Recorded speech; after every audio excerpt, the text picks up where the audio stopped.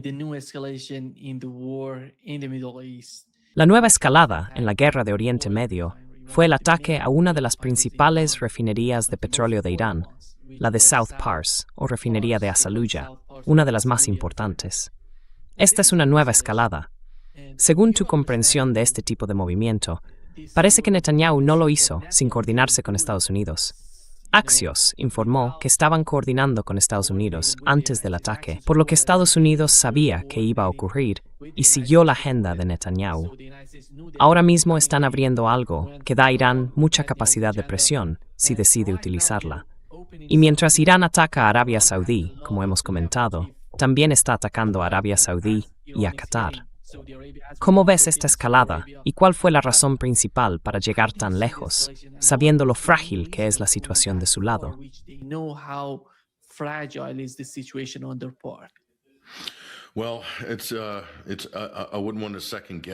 Bueno, no querría aventurarme a adivinar lo que está ocurriendo entre Israel y Estados Unidos, más allá de decir que la gente tiene que entender que esto fue intencionado. Fue intencionado, no fue un accidente. Así que la pregunta es, ¿por qué? Parece que la administración Trump básicamente está siguiendo a Israel, y esto va al núcleo del debate que está en pleno auge, del que yo y otros hemos estado hablando. Hay mucha gente que dice, no, de ninguna manera Israel está dictando las acciones militares de Estados Unidos. De ninguna manera Israel está dictando las decisiones de política exterior de Estados Unidos. Pero no creo que sea así. Las pruebas, la preponderancia de las pruebas, dicen lo contrario. Así que cualquiera que haga ese argumento a estas alturas no está haciendo un argumento serio.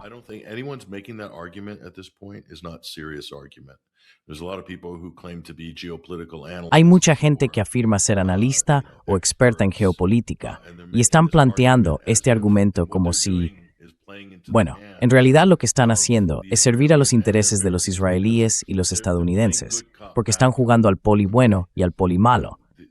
Estados Unidos e Israel son como un equipo de relevos, ¿de acuerdo? Y por desgracia, uno de esos compañeros de equipo tiene mucha más influencia sobre el otro. El socio más pequeño, Israel, tiene mayor influencia política sobre Washington.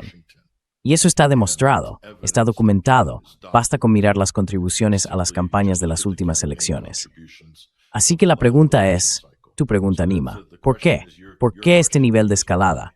Porque claramente, Irán ya había dicho de antemano que cualquier ataque de este tipo contra su infraestructura energética de petróleo y gas significaría una represalia inmediata contra la infraestructura energética de los estados del Golfo.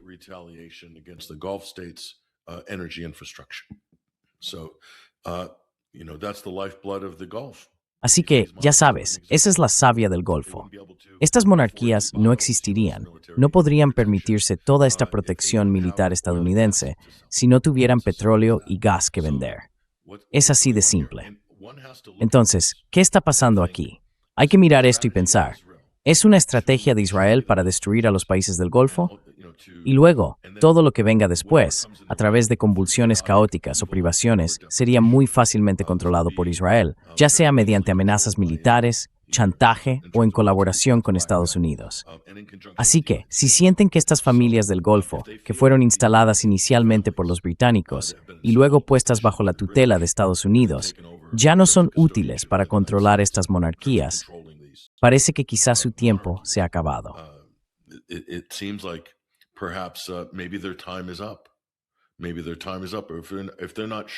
Quizás su tiempo se haya acabado. Si no se muestran lo suficientemente sumisos, lo suficientemente vasallizados a los deseos de Estados Unidos, porque algunos líderes del Golfo, concretamente de Arabia Saudí, pero no solo de Arabia Saudí, han pronunciado palabras severas, prácticamente condenando y criticando duramente a Estados Unidos por iniciar esta guerra contra Irán. Los estados del Golfo sabían lo que podría llegar a suceder. Washington sabía lo que podría llegar a suceder. Pero quizá pensaron que los iraníes estaban fanfarroneando. ¿O se trata de que Israel quiere destruir a estos países del Golfo, debilitarlos y en última instancia apoderarse de ellos? Porque todos ellos, en su mayoría, se retiraron de los acuerdos de Abraham. ¿De acuerdo?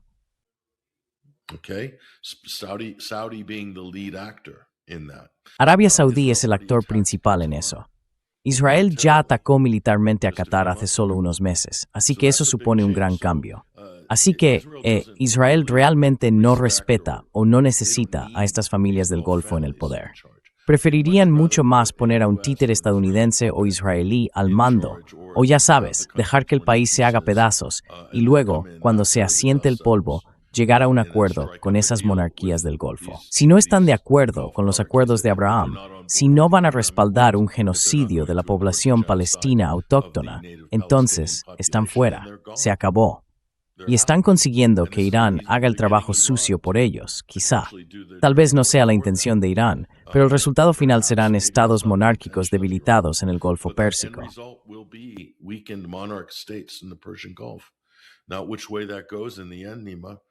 Ahora, ¿hacia dónde va a ir esto al final? Nima, es algo que nadie puede predecir en este momento. Pero esa es la única explicación que se me ocurre aquí, porque esto fue intencionado. No es simplemente que eligieran el objetivo equivocado o que se excedieran un poco. Esto es algo estratégico por parte de Israel. Saben lo que viene después de esto. Y a Irán le queda muy poca opción. Quiero decir, la única opción que tiene Irán en este momento, aparte de responder de la misma manera, sería acudir a los estados del Golfo, como Qatar, y decir, bueno, si vais a permitir que los estadounidenses y los israelíes destruyan nuestro GNR, nuestro gas natural, entonces tendréis que suministrarnos gas natural, y lo haréis gratis. De lo contrario, destruiremos vuestro suministro. Básicamente tendrían que extorsionar petróleo y gas a los estados del Golfo para mantener a Irán en funcionamiento.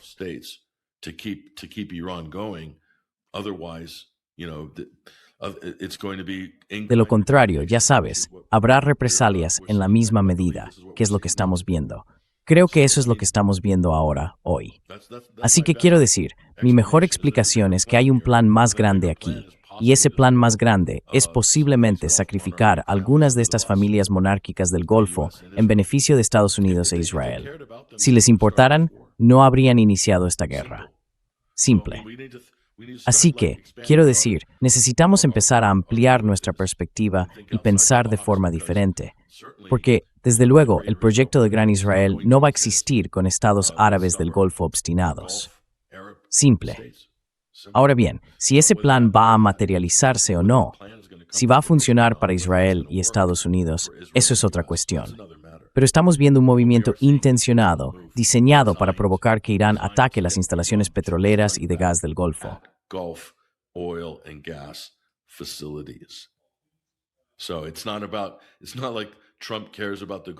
Así que no es que a Trump le importe la economía global.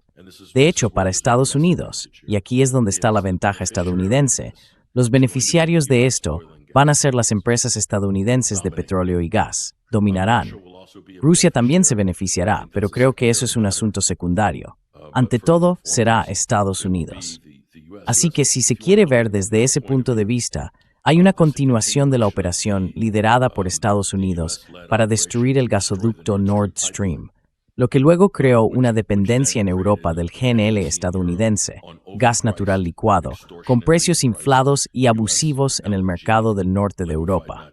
Ahora el mercado del sur de Europa se ha quedado sin suministros de GNL qatarí, y Estados Unidos cree que puede simplemente aumentar la producción y los precios.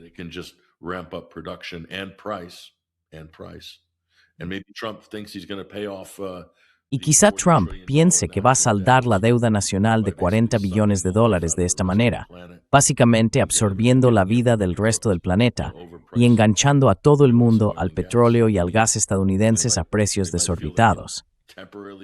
Quiero decir, puede que crean que pueden compartir temporalmente el mercado con Estados Unidos y luego privar a China, Corea del Sur y Japón. Quizá disciplinar un poco a Oriente Medio, tal vez conseguir que compren petróleo y gas estadounidenses a precios de extorsión. Desde ese punto de vista, Nima, así es como parece. Podemos verlo desde la perspectiva israelí, reconfigurar Oriente Medio en estados clientes sumisos y obedientes, y entonces el beneficio para Estados Unidos sería aumentar la demanda de su petróleo y gas a precios sustancialmente más altos. Así es como lo veo yo, Nima. Es mi mejor suposición fundamentada. I think that makes sense because you remember when Donald Trump went to the Middle East. Creo que eso tiene sentido, porque recuerdas cuando Donald Trump fue a Oriente Medio y los israelíes estaban tan asustados por la cantidad de influencia que esos estados árabes tendrían sobre él, porque estaban sobornando a Donald Trump por todos lados. Por eso pensaban que esos tipos estaban consiguiendo tanto poder en Washington. ¿Recuerdas? Con la cooperación militar con Qatar, que de algún modo estaban asustados, tan en contra de ello en Israel. Y ahora mismo, la guerra lo está haciendo todo por ellos. El problema es, Patrick, que no parece que Estados Unidos vea a esos países como naciones soberanas. Los ven como una especie de territorio con unos pocos ricos, algunos ricos allí en Israel. ¿Va eso a influir en el liderazgo? ¿O van a estar en la misma posición que antes, como están ahora, con la misma mentalidad?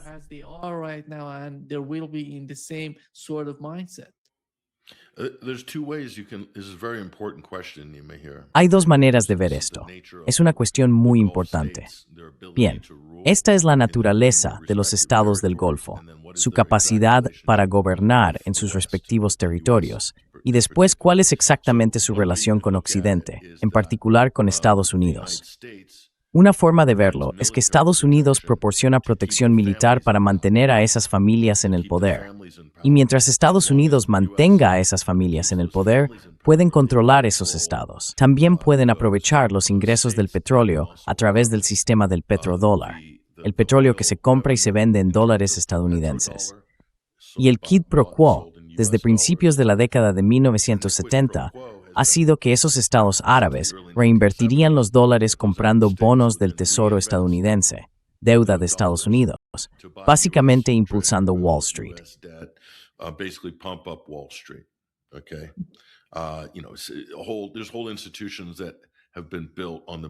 Existen instituciones enteras que se han construido sobre la base de este petrodólar.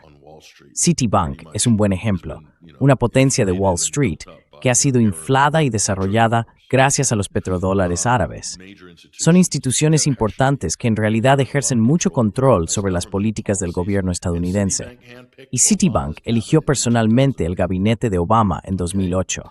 Eso muestra cómo funciona esa relación circular. Así que esa es una forma de verlo. Y luego, con ese dinero, también compran armas estadounidenses, aviones estadounidenses, sistemas de defensa antimisiles estadounidenses, todo tipo de cosas de Estados Unidos. Y Estados Unidos finge ofrecer protección a esos estados del Golfo. Pero para mí, dado que el petrodólar sigue ayudando a sostener la moneda de reserva mundial de Estados Unidos, el país todavía lo necesita.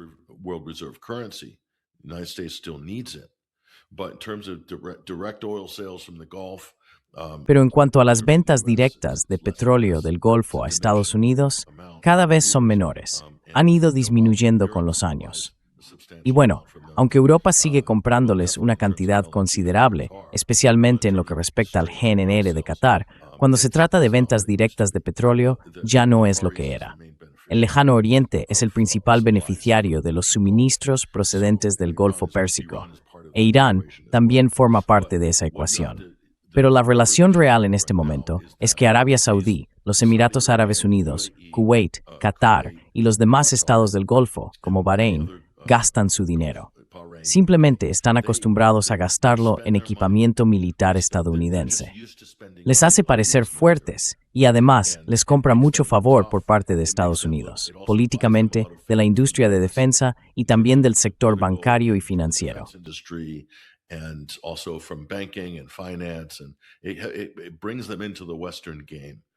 Y eso los introduce en el juego occidental de una manera importante, pero no les ofrece ninguna protección real.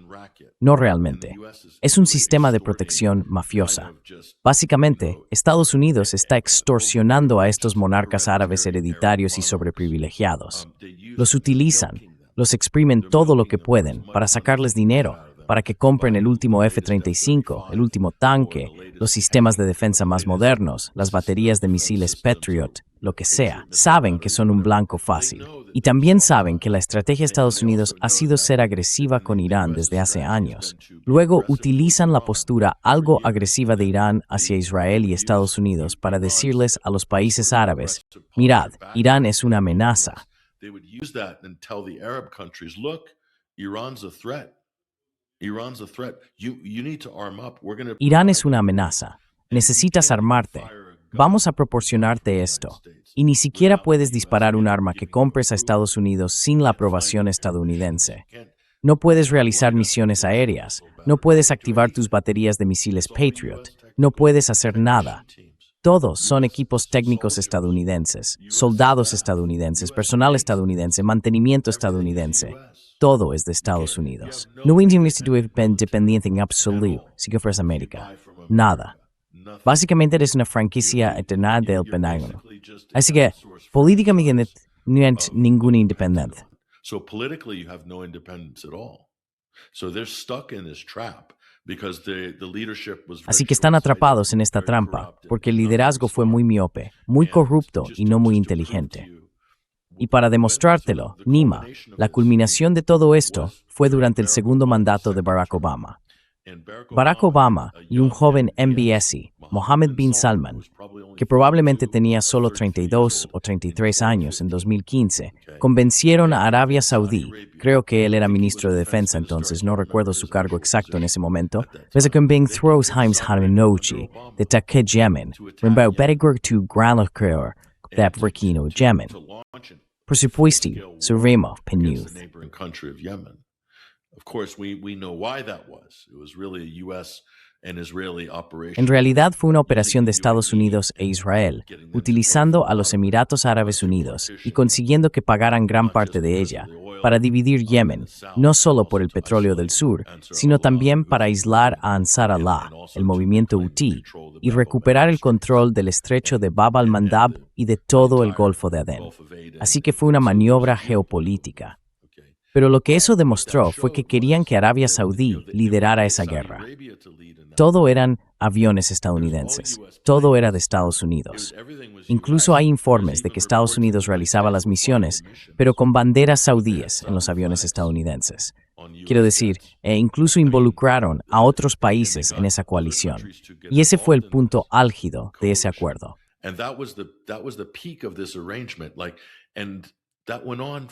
Eso continuó durante 8 o 9 años. Empezó en marzo de 2015 y realmente no terminó hasta probablemente alrededor de 2023. En ese momento se estaba desmantelando, pero en realidad aún sigue en marcha. Eso demuestra que estos países no tienen ninguna independencia, ninguna soberanía. Todas esas familias reales sirven a placer de Estados Unidos y en última instancia de Israel. Porque si Israel quiere eliminar a cualquiera de ellos, desaparecen en 48 horas. Están fuera. Y cualquiera de estos, Israel puede hacerlo por Estados Unidos, o Estados Unidos podría hacerlo, pero no quiere que se le vea haciéndolo públicamente. Así que hacen que Israel se encargue de parte de su trabajo sucio allí.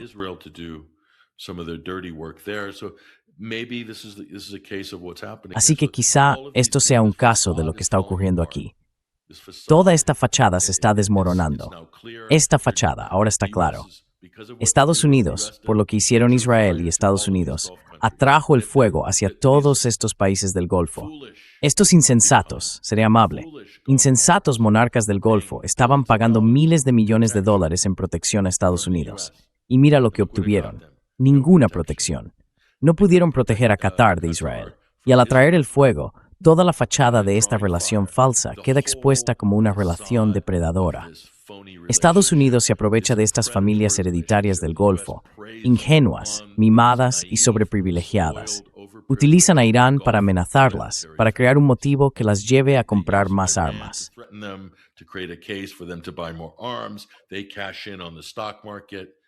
Se lucran con el mercado de valores, reciben sus petrodólares en Nueva York.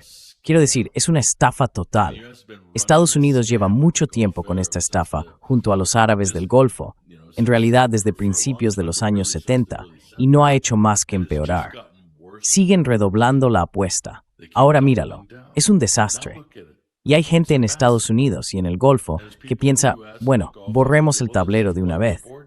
Quiero decir, o en Israel, en Estados Unidos, borremos el tablero de una vez. Pondremos nuevos gobiernos, buscaremos otros miembros de la realeza.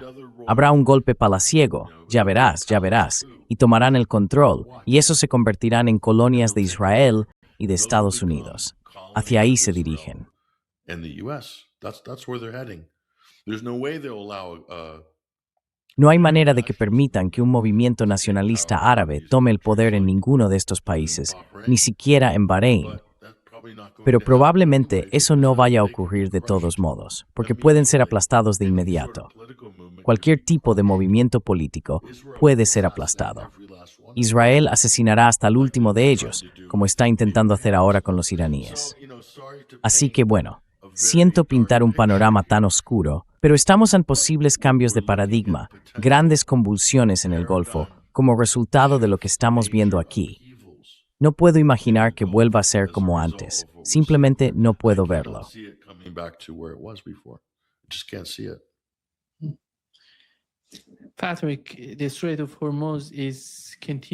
Patrick, el estrecho de Hormuz sigue siendo uno de los mayores desafíos a los que se enfrentan la administración Trump y los israelíes en esta guerra contra Irán.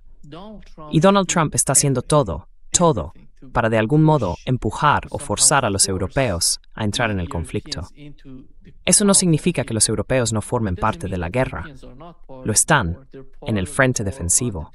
Están defendiendo, están haciendo todo por Estados Unidos e Israel en este momento, pero no quieren pasar a la ofensiva, especialmente cuando se trata del estrecho de Hormuz.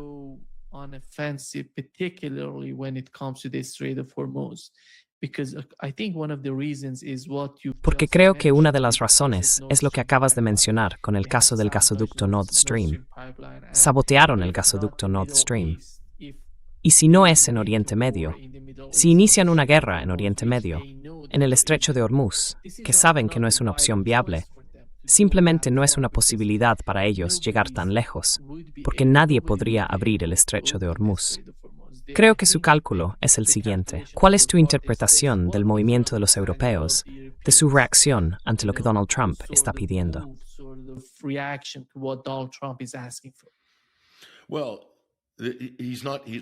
Bueno, en realidad no está recibiendo mucho apoyo por parte de los europeos, no realmente. En cuanto a su implicación, Italia, el Reino Unido, Francia, todos tienen tropas desplegadas y asignadas constantemente a diversas bases estadounidenses. Eso se debe a que estos países europeos necesitan participar en todo para mantener su preparación operativa. Así que siempre van a estar unidos de forma estrecha, aunque sea en un papel menor. Pero eso, de algún modo, justifica el complejo militar industrial interno de esos respectivos países europeos, que también son miembros de la OTAN. Así que es simplemente parte de su implicación. Los británicos siempre tienen que estar involucrados en cada incursión, golpe o guerra.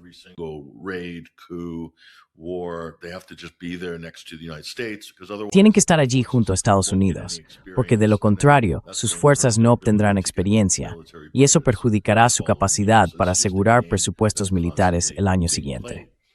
Así que esto es solo un juego que se repite constantemente. Pero en cuanto a conseguir que participen para ayudar a abrir el estrecho de Hormuz, ¿por qué pediría eso Donald Trump?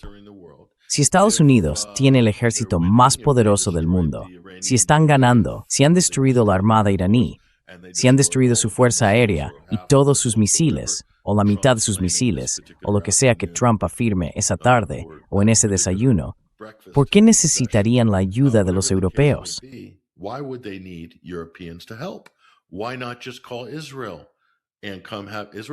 ¿Por qué no simplemente llamar a Israel y hacer que vengan? Israel tiene una marina, tienen barcos, pueden hacerlo. ¿Por qué no? Son el mejor amigo y aliado.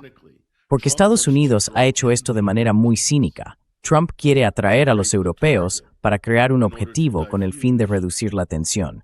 Y además, si solo están Estados Unidos e Israel, eso es un gran y enorme objetivo. Eso solo va a motivar aún más a los iraníes y agravará la situación. Así que quieren involucrar a los europeos con la idea de que Irán podría dudar en atacar un buque europeo por miedo a provocar que una potencia europea se alíe con Estados Unidos e Israel. Pero eso es exactamente lo que quiere Trump. Quiere usar a los europeos como escudos, ¿sí?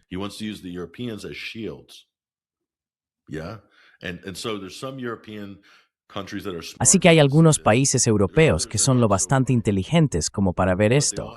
Hay otros que no son tan listos. Pero todos tienen un problema. Son completamente sumisos y vasallizados por Washington, y les resulta muy difícil salir de ese papel. Así que lo que hará Trump será ofrecerles, siempre intenta aprovechar cada situación para obtener ventaja en alguna transacción que se conecte con otra situación distinta. En el caso de los europeos, esas situaciones separadas serían como fichas de negociación, Ucrania, por ejemplo, o algún tipo de acuerdo con la OTAN. Ya ha desprestigiado a la OTAN y ha culpado a los países europeos. Les dijo en la rueda de prensa de esta semana, bueno, no entiendo por qué los países europeos no quieren ayudar.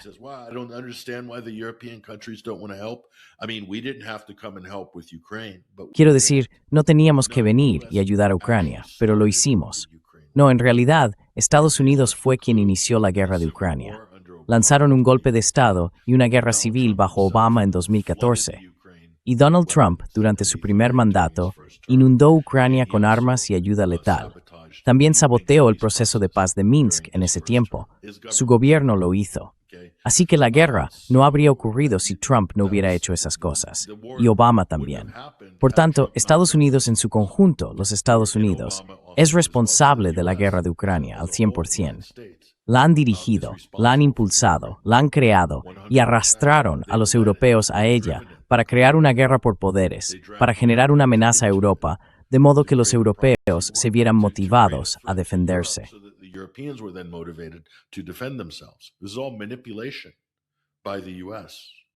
Todo esto es manipulación por parte de Estados Unidos, ¿vale? Así que Trump está intentando jugar esa carta. En cierto modo esto es bueno, porque con suerte despertará a algunos de esos europeos y a esos burócratas y tecnócratas que están completamente perdidos y ahogándose en su propia propaganda. ¿De acuerdo? Pero lo que Trump también podría hacer es aprovechar esto para conseguir algún tipo de acuerdo sobre Groenlandia con Dinamarca, por ejemplo, o ser menos agresivo con Groenlandia. ¿Quién sabe? Pero esta Casa Blanca intentará cualquier cosa. Harán lo que sea. Es una panda de absolutos degenerados, auténticos criminales de cuello blanco que se creen gánsteres internacionales a estas alturas, sin ningún respeto por la ley estadounidense, la ley constitucional de Estados Unidos, el derecho internacional, ningún tratado o convención, la Carta de las Naciones Unidas, nada. Any treaty or convention, the United Nations Charter, nothing. They've trashed it all. They make fun of it. Nada. Lo han destrozado todo. Se burlan de ello, lo ridiculizan y desprecian a cualquiera que intente plantear algún tipo de argumento humanitario, de derechos humanos o moral. No les importa. Ahora es un estado canalla, un hegemón rebelde. Ya no es una superpotencia. Para ser una superpotencia, hay que contar con la cooperación de los socios. Hay que liderar a través de las instituciones, de la cooperación y la confianza. Y eso fue lo que heredó Donald Trump. Pero Joe Biden causó un daño tremendo a todo esto, por cierto. Aún así, Donald Trump heredó una superpotencia. Lo que Donald Trump va a dejar después de 4 años no es una superpotencia.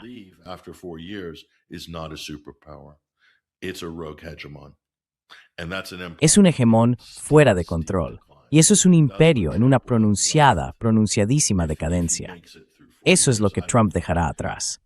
Si logra completar 4 años, y a este ritmo no creo que lo haga, algunas personas en Estados Unidos tendrán que apelar a sus mejores ángeles para invocar la enmienda 25, porque no está mentalmente capacitado para ser presidente. Quiero decir, lo que estamos presenciando ahora y lo que se está diciendo y haciendo es increíble. Está causando un daño irreparable. Un daño irreparable al futuro de Estados Unidos y está poniendo en riesgo una tercera guerra mundial en toda regla. Porque hay otras potencias en el mundo que miran esto y dicen, en realidad, ahora Estados Unidos nos está amenazando.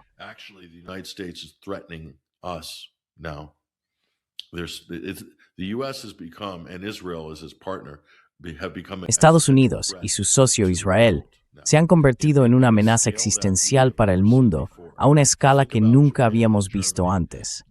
Si pensamos en Japón y Alemania, bueno, más bien en Japón en el Teatro del Pacífico, en cuanto a su poder imperial expansionista, sus planes, estrategias y demás, fue algo significativo. Pero Alemania estaba bastante localizada, aparte de Europa del Este y el Frente Ruso, y un poco en el norte de África. Estados Unidos, en cambio, está proyectando esto de forma continua por todo el planeta. Hablan de 3, incluso 4 frentes de grandes conflagraciones que quieren gestionar simultáneamente, con la ayuda, por supuesto, de Israel. With the help, of course, of Israel, and Israel has its own ambitions to dominate. Israel tiene sus propias ambiciones de dominar Oriente Medio con el proyecto del Gran Israel. Tal vez, para lograrlo, necesiten debilitar un poco a Estados Unidos, y eso es precisamente lo que está ocurriendo ahora mismo. Hay distintas formas de analizar esto, Nima, pero la manera en que Irán encaja en esta ecuación se reduce realmente a una guerra de desgaste, resistencia y la posibilidad de disuasión. Si Estados Unidos e Israel han agotado lo suficiente sus reservas de interceptores y munición militar, entonces podría producirse algún tipo de alto el fuego, pausa o armisticio en todo esto. Creo que eso es todo lo que podemos decir por ahora. That's about all we can say at this point, I think. Patrick, en lo que respecta al estrecho de Hormuz, recientemente el ministro de Asuntos Exteriores de Irán, Araghchi, concedió una entrevista a Al Jazeera en la que dijo que están definiendo el mecanismo del estrecho de Hormuz. ¿Sabes? Lo están intentando, pero no va a volver a la misma situación que tenía antes. Parece que Irán está considerando seriamente cómo gestionar el estrecho de Hormuz. Y ya sabes, hay un artículo en el Financial Times que sostiene que las acciones de Irán en el estrecho de Hormuz muestran la realidad de una guerra económica multipolar.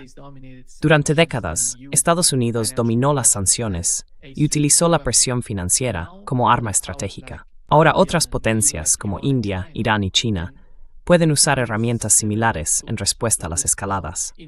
Esto es, literalmente, lo que está ocurriendo en el estrecho de Hormuz. No sé si lo habían planeado así, pero Estados Unidos los obligó a adoptar esta nueva posición. ¿Cómo ves la gestión del estrecho de Hormuz por parte de los iraníes con el paso del tiempo, tras esta guerra, o durante esta guerra?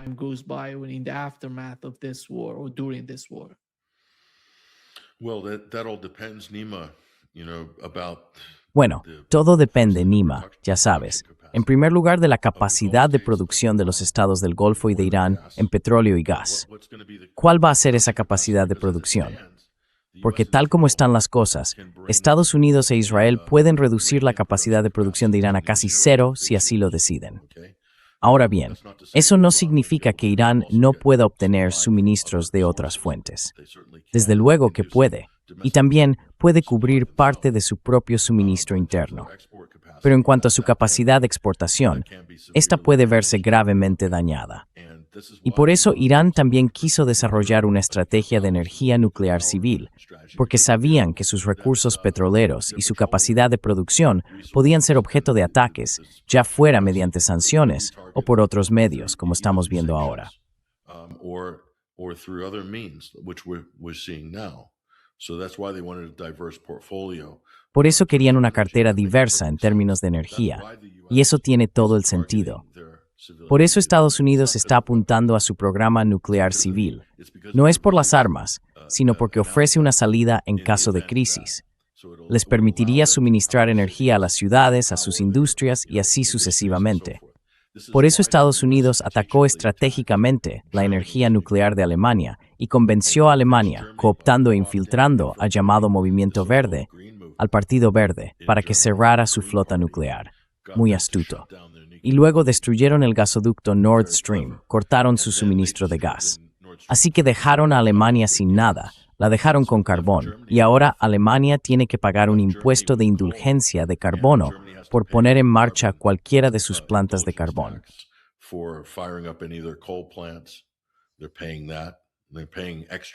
Están pagando eso. Están pagando un extra, lo que se llama el impuesto del tío Sam, por llevar el costoso GNL estadounidense a través del Atlántico. Así que Estados Unidos ha llevado a Alemania a la bancarrota, la ha hundido su economía y la ha hecho dependiente de la energía estadounidense. Y no tienen energía nuclear. Quiero decir, los alemanes son simplemente estúpidos. Este es el movimiento más idiota de los sucesivos gobiernos alemanes, quizá en la historia moderna, sin ninguna consideración por su propia soberanía. No se puede ser soberano a menos que la energía sea independiente. Si más del 50% de tu energía es dependiente, en realidad no eres soberano. Entonces tienes que hacer muchas negociaciones e intercambios para mantener cierta independencia. Pero en última instancia, vas a ser dependiente. But ultimately, you're going to be dependent. And so that you're going to have good diplomatic relations with your neighbors. Así que tendrás que mantener buenas relaciones diplomáticas con tus vecinos si no puedes hacerlo. Entonces, el futuro de la región, si los árabes no están produciendo, ¿qué será del estrecho de Hormuz en ese momento? El Golfo Pérsico podría convertirse en un lago muerto en comparación con lo que ha sido durante los últimos 50 años. Tenemos que analizar esa situación.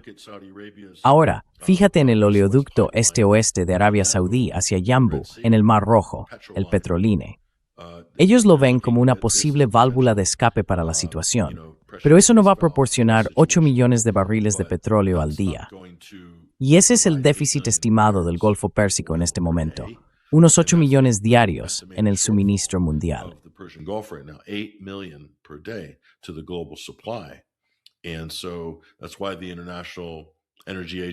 Y por eso, la Agencia Internacional de la Energía anunció esta gran liberación de 400 millones de barriles de las reservas de petróleo. Eso equivale básicamente a un mes y medio, solo un mes y medio. No es nada, no es una solución a nada, es un acto de desesperación. Lo máximo que Arabia Saudí puede enviar al Mar Rojo ahora mismo, en términos de la capacidad de ese oleoducto y del procesamiento en el puerto, es alrededor de 1 a 1,7 millones de barriles al día, como máximo. La capacidad actual de esas instalaciones necesitaría importantes mejoras para alcanzar quizá 4 o 5 millones de barriles diarios, y probablemente ya estén trabajando en ello. Pero adivinad qué, ese mismo puerto en Arabia Saudí, en la costa del Mar Rojo, ya ha sido atacado antes por Ansar Allah, los hutíes.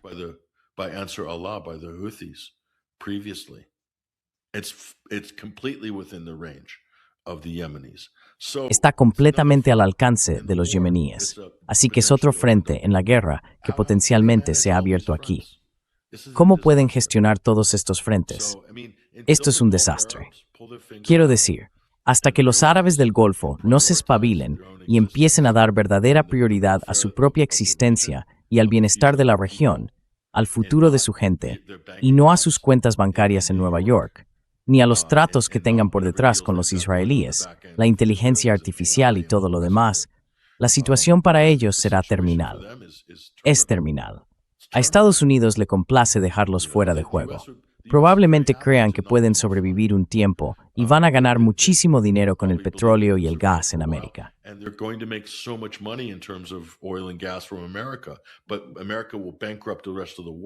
Pero Estados Unidos arruinará al resto del mundo a través de la inflación, estrangulando los suministros y utilizando el apalancamiento. Imagina lo que haría Trump si el Golfo quedara fuera de servicio. ¿Qué tipo de, ya sabes, extorsión o amenazas crees que veríamos por parte de Estados Unidos? Mira lo que están haciendo con Cuba. Ni siquiera permiten que México o Venezuela le envíen combustible. Así que está matando de hambre al país. ¿Hambruna? Ningún problema. ¿Muerte masiva? Ningún problema. Lo hacemos porque estamos luchando contra los comunistas. Quiero decir, el nivel en el que se encuentra Estados Unidos ahora mismo, este es el punto más bajo al que ha llegado en toda su historia, más bajo que Vietnam. Porque al menos con Vietnam tenían la excusa falsa de que estaban combatiendo el comunismo.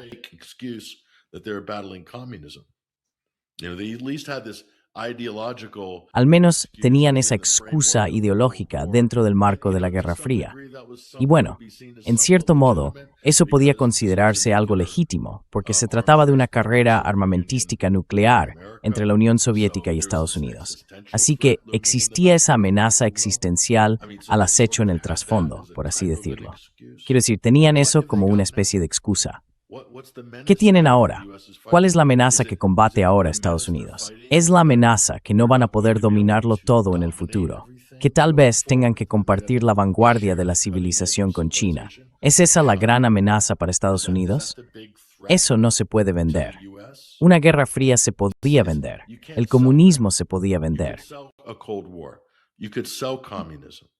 You could sell to your own people and you could probably sell to the world. Podías vendérselo a tu propia gente y probablemente podías vendérselo al mundo, a medio mundo en aquel entonces.